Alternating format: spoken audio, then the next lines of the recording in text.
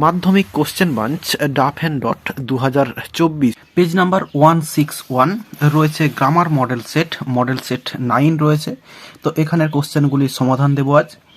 তো চলো শুরু করা যাক। প্রথমে এর দাগে রয়েছে write the correct alternatives to feel in the blanks. রয়েছে আই ওয়াজ ড্যাশ, এখানে I was having tea at home on the evening of 30 January 1948।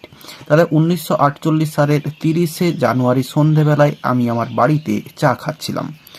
When I dash, এখানে হবে when I was called to Birla house by an urgent telephone. একটি urgent টেলিফোনে আমাকে বিড়লা হাউসে ডাকা হয়েছিল যখন। Gandhiji dash on his way to a prayer meeting. Gandhiji had been shot on his way to a prayer meeting. Gandhiji একটি প্রার্থনা সভায় যাওয়ার সময় গুলিবিদ্ধ হয়েছেন বা তাকে গুলি মারা হয়েছিল। এরপরে রয়েছে fill in the blanks with appropriate articles and prepositions. রয়েছে ড্যাশ 70-year-old ম্যান, এখানে হবে a 70-year-old man was allegedly robbed of his mobile phone dash, এখানে হবে by an unidentified man dash, এখানে হবে ইন কলকাতা ইয়েস্টারডে। বলছে একজন 70 বছর বয়সী বৃদ্ধ মানুষের তাকে রবড করা হয়েছিল, মানে ছিনতাই করা হয়েছিল বা ডাকাতি করা হয়েছিল তার মোবাইল ফোনটাকে একজন আনআইডেন্টিফাইড অর্থাৎ একজন অজানা লোকের দ্বারা কলকাতাতে গতকাল। এরপর সি এর দাগে যে কোশ্চেনগুলি রয়েছে ডু অ্যাজ ডাইরেক্টেডে, এগুলো খাতায় সমাধান করে দেখাচ্ছি, এখানে জায়গা নেই। এখানে প্রথমে রয়েছে no other river in India is as large as the Ganga. এটা হচ্ছে ডিগ্রি অফ কম্প্যারিজন অর্থাৎ কম্পারেটিভ ডিগ্রিতে আমাদেরকে চেঞ্জ করতে হবে। তাহলে এই যে দি গঙ্গা যেটা রয়েছে সেটাকে প্রথমে নিয়ে চলে আসবো দি গঙ্গা, GANGA, এরপরে ভার্ব বসাবো ইজ হবে দি গঙ্গা ইজ। এরপরে যে লার্জ রয়েছে এর comparative form larger, LARGER, larger. এরপরে দেন বসাবো দেন।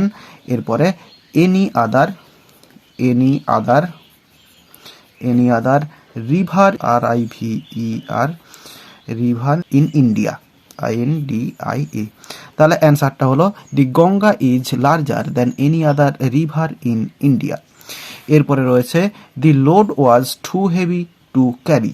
এটা হচ্ছে টুটাকে রিমুভ করতে হবে, অর্থাৎ এটা সিম্পল সেন্টেন্সে রয়েছে, এটাকে কমপ্লেক্স সেন্টেন্স অর্থাৎ টু এর জায়গায় সো দ্যাট ইউজ করে দিলেই হয়ে যাবে। তাহলে দি লোড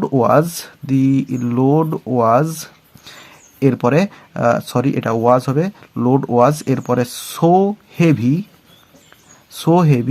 এরপরে দ্যাট নো ওয়ান, এরপরে কুড ক্যারি। তাহলে অ্যান্সারটা হলো the load was so heavy that no one could carry. এরপর রয়েছে the students requested their teacher to forgive them. তাহলে এটা ন্যারেশন চেঞ্জ করতে দেওয়া রয়েছে, এটা হচ্ছে narration NARRATION, change mood of narration রয়েছে, ন্যারেশন চেঞ্জ করতে দেওয়া রয়েছে।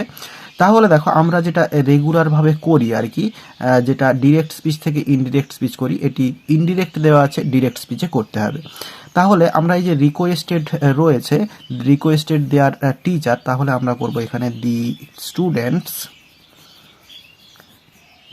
স্টুডেন্টস। এরপরে এই যে রিকোয়েস্টেড রয়েছে এটাকে আমরা করব সেড টু দেয়ার টিচার। এরপরে কোটেশান দিব, কোটেশানে লিখবো আমরা প্লিজ, PLEASE, কারণ রিকোয়েস্টেড রয়েছে, তাহলে প্লিজ। এরপরে ফরগিভ, এরপরে এই যে দেম রয়েছে সেটা হচ্ছে স্টুডেন্টরা বলেছে, তাহলে সেক্ষেত্রে আস্ক করবো এখানে এবং কোটেশান কমপ্লিট। তাহলে the students said to their teacher please forgive us. এরপর ডি এর দাগে ফ্রেজাল ভার্ব রয়েছে। প্রথমে রয়েছে the police investigated the matter. তো ইনভেস্টিগেটের জন্য হচ্ছে লুক ইনটু হয়, তো এখানে ইনভেস্টিগেটেড রয়েছে তাহলে হবে লুকড ইনটু। এরপরে remove the shoes while entering here. তো রিমুভ খুলে ফেলা, জুতা খুলে ফেলা, তো এই রিমুভের জন্য হচ্ছে টেক অফ হবে, তো এখানে টেক অফ অ্যান্সার হয়ে যাবে এটাতে। এরপরে রয়েছে the man saves money for his daughters future. তো সেভের জন্য হচ্ছে পুট বাই হয়, তো এখানে সেভস রয়েছে হবে পুটস বাই। তাহলে প্রথমে হলো লুকড ইনটু, তারপরে হবে টেক অফ এবং তারপরে হচ্ছে পুটস বাই।